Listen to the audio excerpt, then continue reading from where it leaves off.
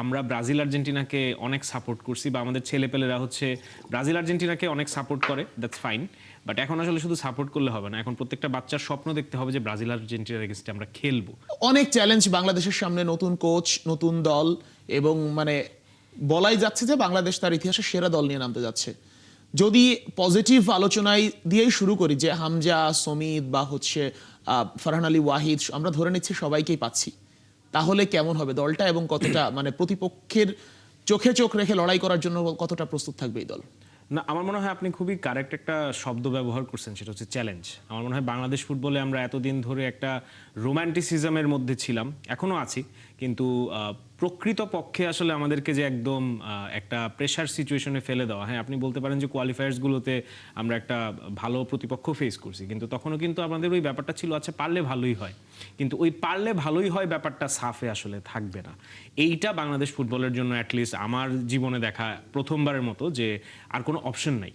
যেটা আমরা ক্রিকেটে অনেক সময় দেখছি যে ট্রাই সিরিজগুলোতে হচ্ছে বলা হয় যে জিততেই হবে, এইটা কিন্তু আমরা ফুটবলে এখন পর্যন্ত ওই মনোভাবটা এখন পর্যন্ত দেখি নাই, যে প্রেশার একটা আছে মিডিয়া থেকে, ফ্যান থেকে, যে জিততেই হবে। ড্র করলে ভালো, আর হারলেও মানে সম্মানজনক হার, যে সম্মানজনক শব্দটা, হারটা আসলে সাফে আমাদের জন্য প্রযোজ্য না। এবং স্বাগতিক দেশ হিসেবে এবং যেই নামগুলো আপনি বললেন, এটা নিঃসন্দেহে সাউথ এশিয়ার স্ট্যান্ডার্ডে, ইভেন আপনি এখন এটাকে এশিয়ার স্ট্যান্ডার্ডেও হয়তো বা নিয়ে যেতে পারেন আস্তে আস্তে, যদি জায়ান হাকিমের মতো নাম আসে, ফারহান আলী ওয়াহিদের মতো নাম আসে, এক্সিস্টিং যারা আছে তাদের কথা তো অবশ্যই বলতে হবে। সো এই চ্যালেঞ্জটাই, প্রেশারটা আমার মনে হয় বাংলাদেশ ফুটবলে আমরা দেখি নাই কখনো, এবং এইটাই আমার কাছে সবচেয়ে বড় একটা পজিটিভ, যে এই প্রেশারটাকে আসলে আমাদের নতুন ম্যানেজার এবং আমাদের যে একটা অ্যামেজিং টিম এখন আস্তে আস্তে গড়ে উঠতেছে, এবং এই ওয়ার্ডটাও কিন্তু আমরা ধরেন অনেকদিন ধরে ব্যবহার করতে পারতেছিলাম না, বিকজ ইন্টারনালি বেশ কিছু জিনিস আমাদের কাছে মনে হচ্ছিল যে ক্যাপ্টেন মিডিয়াতে এসে কথা বলছে এগেনস্ট কিছু স্পেসিফিক ইস্যুস। সো রিসেন্ট টাইমসে আমরা যেটা দেখলাম যে বাংলাদেশ টিমের একটা খুবই খুবই ভালো একটা জেলিং হচ্ছে, প্লেয়াররা, ম্যানেজাররা, কোচিং স্টাফদের মধ্যে একটা আন্ডারস্ট্যান্ডিং ডেভেলপ হচ্ছে, এবং এইটা আসলে একটা টিমকে অ্যালাউ করে যে মানে সমীকরণ এবং অন পেপার কে খেলছে কে না খেলছে তার মানে বিয়ন্ডে যে আসলে নিজেদের অ্যাবসলিউট বেস্টটা দিতে। সো আমার মনে হয় এই চ্যালেঞ্জ বা এই ডিফিকাল্টি বা এই প্রেশারটা it's high time Bangladesh football national team faced it, এবং এইটা আসলে কিভাবে হ্যান্ডেল করে থমাস ডুলি এবং তার শিষ্যরা, এটা একটা বিশাল। আচ্ছা, জুলির কথা বলছিলেন, জুলিকে আমরা ডাগ আউটের জুলিকে নিয়ে আলোচনার আসলে জায়গা এখনো তৈরি হয়নি, কারণ আমরা দেখেছি একটা ম্যাচ যাও সেই টিমের দলও তিনি আসলে ঘোষণা করেন নাই। বাট এরপরে টমাস জুলিকে মানে দল নিয়ে কথা বলা, প্রবাসী ফুটবলারদের নিয়ে কথা বলা, টিম গোছানো নিয়ে কথা বলা, ওভারঅল জুলির সাইকোলজি আপনার কাছে কেমন মনে হচ্ছে এখন পর্যন্ত? আমার সৌভাগ্য হয়েছে থমাস ডুলির সাথে একটা ইন্টারভিউ সেশন করার। সো সেইখানে একটা কথা তিনি বলেছিল, পরবর্তীতে আমি দেখলাম এটা বেশ ভাইরালও হয় সোশ্যাল মিডিয়াতে, যে আমরা ব্রাজিল আর্জেন্টিনাকে অনেক সাপোর্ট করছি বা আমাদের ছেলেপেলেরা হচ্ছে ব্রাজিল আর্জেন্টিনাকে অনেক সাপোর্ট করে, দ্যাটস ফাইন।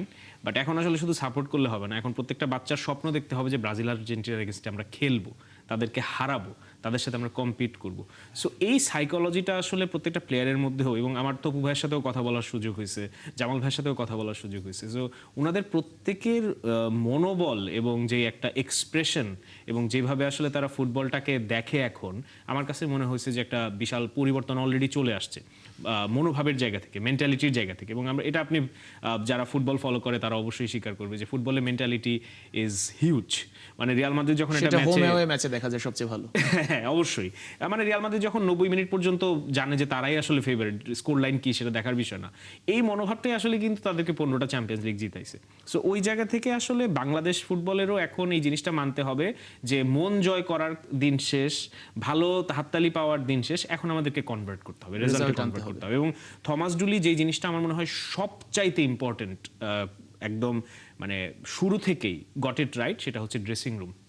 আপনি যদি একটা ফুটবলের ড্রেসিং রুমকে কন্ট্রোল করতে না পারেন এবং তাদের মধ্যে যদি ওই ইউনিটিটা না আসে, আপনি যত ভালো প্লেয়ারই নিয়ে আসেন না কেন, আপনি আমার মনে হয় সবচেয়ে বড় এক্সাম্পল এই ওয়ার্ল্ড কাপে পর্তুগাল ছিল, একদম স্টার স্টাডেড টিম, সবার মতে প্রবাবলি টপ 3 ফেভারিটসদের মধ্যে একজন, কিন্তু ওই ড্রেসিং রুমে যে একটা অসামঞ্জস্যতা, এইটা আসলে দিন শেষে আপনি ফুটবলে পারবেন না। It's not an individual game, আপনাকে 11 জনকে একটা সুতায় বাঁধতেই হবে, এবং আমার মনে হয় থমাস ডুলি এখন পর্যন্ত এই জিনিসটা অন্তত খুবই ভালোভাবে করতে পারছে।